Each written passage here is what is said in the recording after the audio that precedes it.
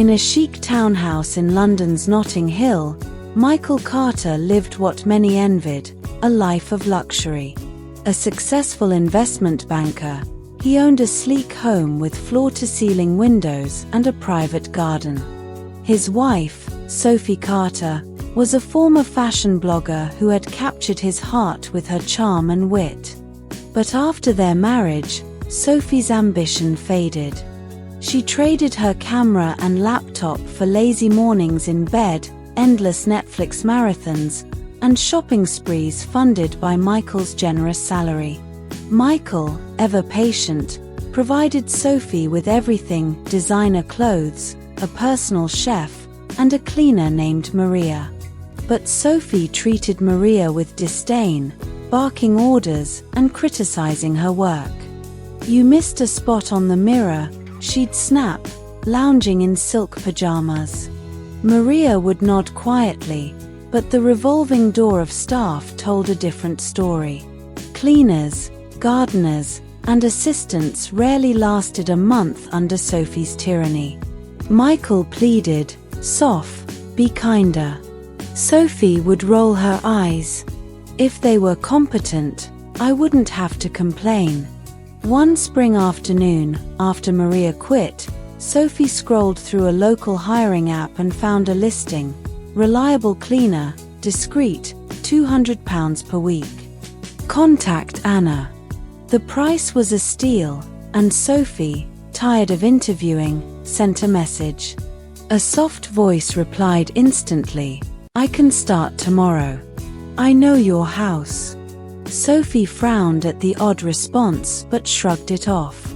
She needed help, and fast. The next morning, the doorbell chimed at 7 a.m. Sophie peered through the security camera. Anna stood at the gate, dressed in a plain grey coat, her face partially hidden by a hood. Her hands were empty, no bag, no phone. Sophie buzzed her in, watching as Anna stepped into the house with eerie familiarity.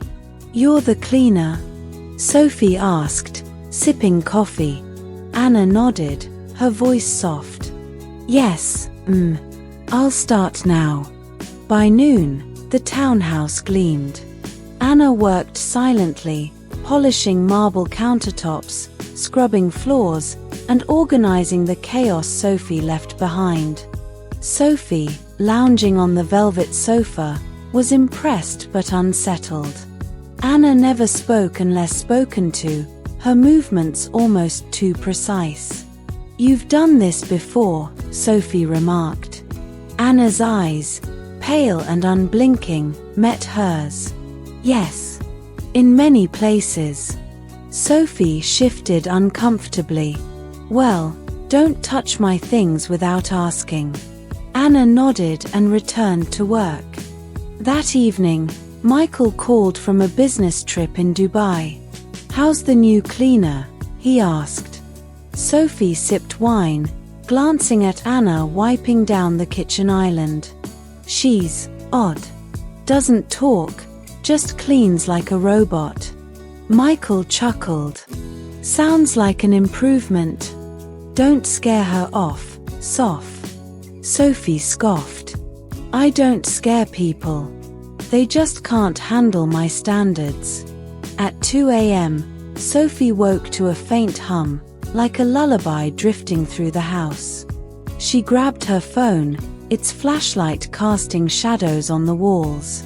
The sound came from the hallway, where a large antique mirror hung. Peering through the bedroom door, Sophie froze. Anna stood before the mirror, her reflection moving slightly out of sync, smiling when Anna did not. The humming stopped. Anna turned, her eyes locking onto Sophie's through the crack in the door. Sophie slammed it shut, heart pounding, and didn't sleep again. The next morning, Sophie watched Anna closely. The cleaner moved as if nothing had happened, but the house felt different, too quiet, too cold. Sophie checked her phone. Michael's number wasn't connecting. His WhatsApp profile was blank, no photo, no status. Panicked, She rummaged through a drawer and found an old photo, creased and faded. It showed their front gate, years before they'd moved in. Kneeling outside was a young girl, hands clasped, begging. Sophie's stomach churned.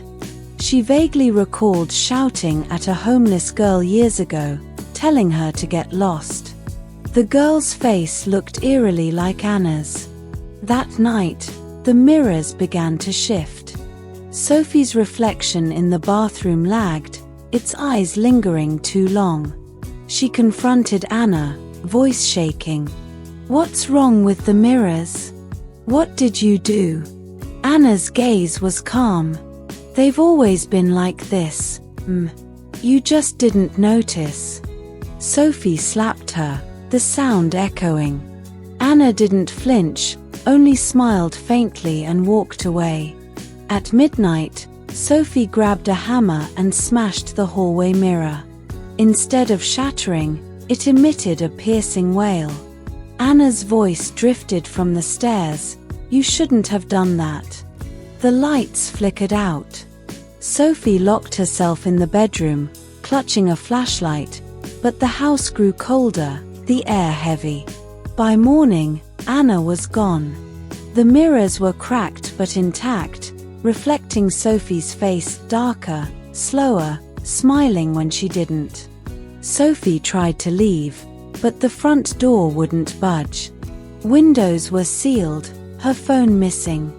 She ran to the neighbor, Mrs. Patel, who gasped, "We thought you'd moved out months ago. The house has been empty." Sophie stumbled back, finding the garden withered, the walls damp. Inside, the mirrors glowed faintly, each showing Anna standing behind her reflection. In the bedroom, Sophie found Michael on the bed, still, cold. Burned into the headboard were the words, "You opened the door." She screamed, collapsing. Anna appeared in the doorway, holding Sophie's favorite scarf.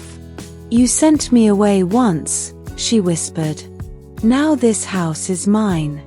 Weeks later, a new couple, Mr. Daniel and Rita, moved in, unaware of the townhouse's history. The mirrors gleamed, the floors spotless. One night, their daughter, Tenny, pointed at the hallway mirror, giggling. "The lady in the grey coat says she lives here." The parents laughed, but faint footprints appeared on the polished floors, and Anna's soft hum echoed through the night. Treat those who serve you with respect, for cruelty lingers longer than comfort. Vengeance may return to claim its due.